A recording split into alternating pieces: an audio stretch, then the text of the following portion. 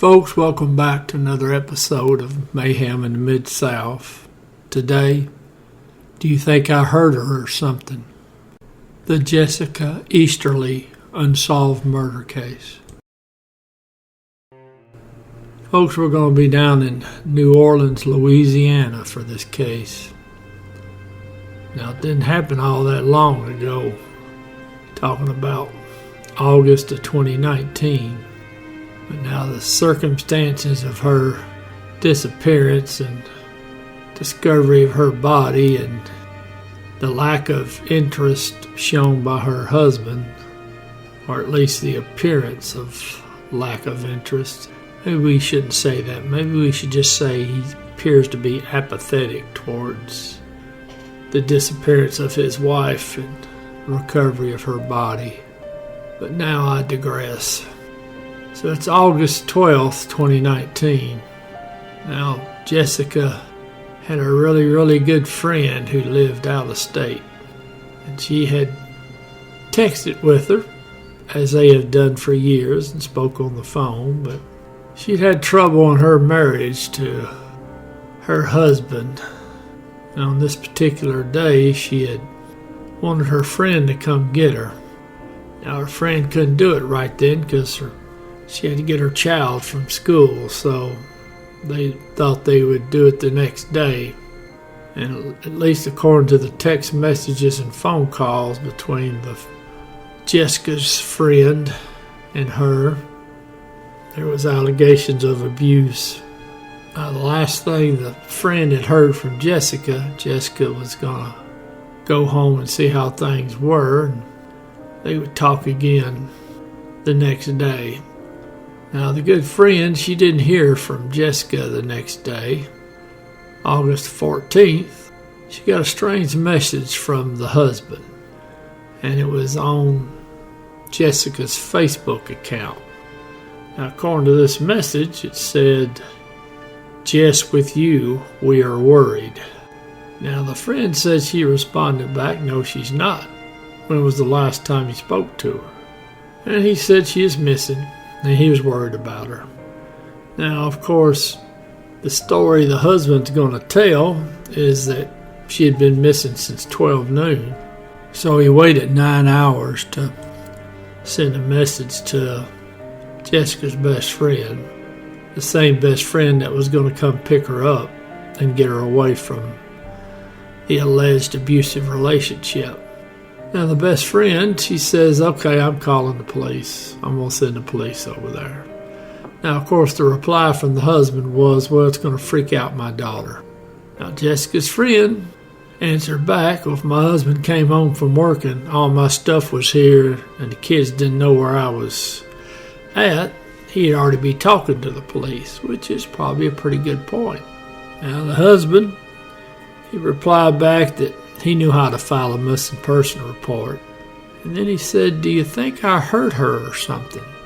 Other than the way he's treated his wife missing, I'd say, no, I don't think you hurt her. Not at all. Your story's incredibly believable." So now the police, they get to the house a few hours later. Police are talking to the husband. Now, what's of interest to me, being an old homicide detective, or just being a person that pays any attention, the husband, he met the police outside in the yard. Now, do you suppose he didn't want the police to go in the house? Maybe the police might see something. Maybe, hypothetically, the scene inside wasn't cleaned up yet. Or that somebody might be worried the scene wasn't cleaned up yet. Now, the police spoke to him, they got the report, and the police, the two officers that are on the scene, they're smelling a rat on this one here. Because it's obvious. There's something wrong with this guy that seems to be acting suspicious. Now, what I wonder, when the officers are there, because we don't have the complete body cam footage, just some of it, I wonder if they ever ask him, say, "Hey, can we go in the house? See if there's any clues to where she might be," because remember, she's just missing right now, at least point of view of the police. Just love to have gotten a reaction from him. And maybe they did ask him. Just say, hey, you want to find your wife? Well, let us go in here. Maybe we can help you look for clues. Because I'll bet you he would have said no. Now, as it turns out, he said he'd come home around 12 noon. They had talked for a while. I think that we talked for a while might mean a lot of other things. And then he said he laid down and he took a nap. When he woke up, he saw their car was still there, wallet's there, everything's there. But he doesn't know where she's at. Now, of course, common sense would tell you that there should be a high degree of concern for your loved one. But hypothetically, let's just say that she came home and he killed her. Of course, then he's got to go dump the body and maybe try to clean up the scene a little bit. Generally, people that commit these murders, especially these in the heat of the moment, they don't do a very good job cleaning the scene. So we'll never know what was in the house, hypothetically, of course, if he had done it. Love to know if he had any scratches or bruises on his body, something that might indicate he'd recently been involved in a struggle or a fight with someone. So, of course, I have no doubt that at this time, with the victim missing, the police are very suspicious, just as the family and friends are. Now, August 22nd, 2019, so this is about 8 days since the police took the report. Jessica's two sisters, Amanda and Audrey, and their cousin Doug, they went to New Orleans. They were going to talk to the police. So now they're going to talk to the police, see what's going on. Well, now they decide to go look around the neighborhood there where Jessica lived, the Lakeview neighborhood. They also want to look around, find some places, because they may organize a search party later to check these areas. Now they get over there around Kenilworth and Orleans, which is mysteriously just 2.5 blocks from where Jessica lives. They smell a really bad odor. And folks, I'm telling you, if you never smelled a dead body, you'll never mistake it for anything else. So they call the police. Now they can't tell if it's Jessica or not because of the condition of the body, decomposition, whatnot. So of course now the police have to confirm it's her. So they get a DNA sample from Jessica's mama and they compare it, and ends up they get a match. Now the husband, he didn't call Jessica's parents for 2 or 3 weeks. Don't know what they discussed, but somehow I get the feeling it might have been a short conversation. So now we have what would appear to be at least a suspicious death, if not a homicide. You're going to rely a lot on what medical examiner says. Now, January 15th of 2020, ME lists cause and manner of death as undetermined. Now, some of the injuries on the body was a fracture to the nose, a broken jaw, broken rib, broken vertebra. Now, some of these injuries, broken neck, I think in particular, were all post-mortem, which would be after death. Now, it would be pretty obvious to say that somebody beat Jessica to death. Now, about 7 months later, a couple that lives in the Lakeview area, they find Jessica's ID card and a blanket. They said they found it about 15-20 yards from where Jessica's body had been found.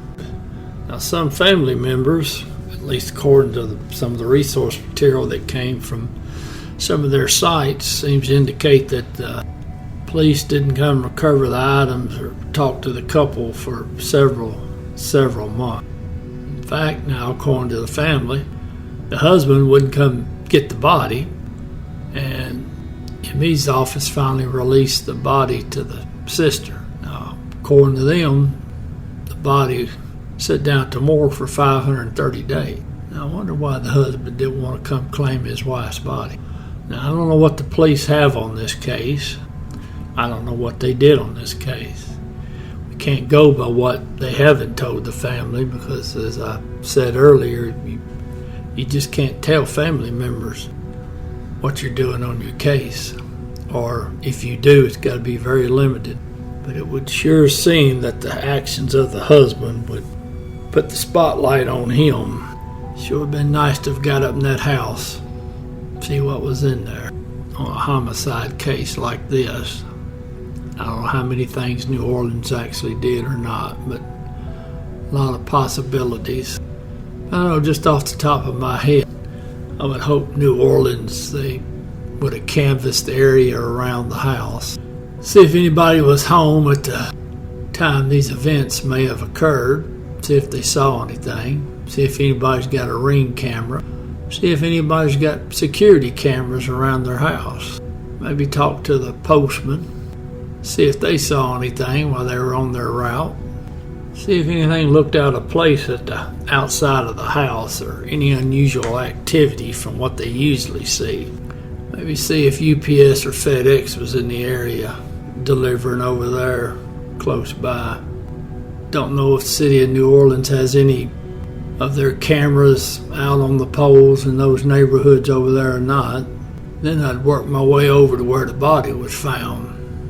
Now that body was found right there by the railroad track. In fact, the pictures I'm using, street view pictures, some of the shots of the house and the shots of the location of the body, that was done in August of 2019, the same month that the victim disappeared, her body was found. So I would be curious where her body was at. Was there any outside security cameras there at the pumping station?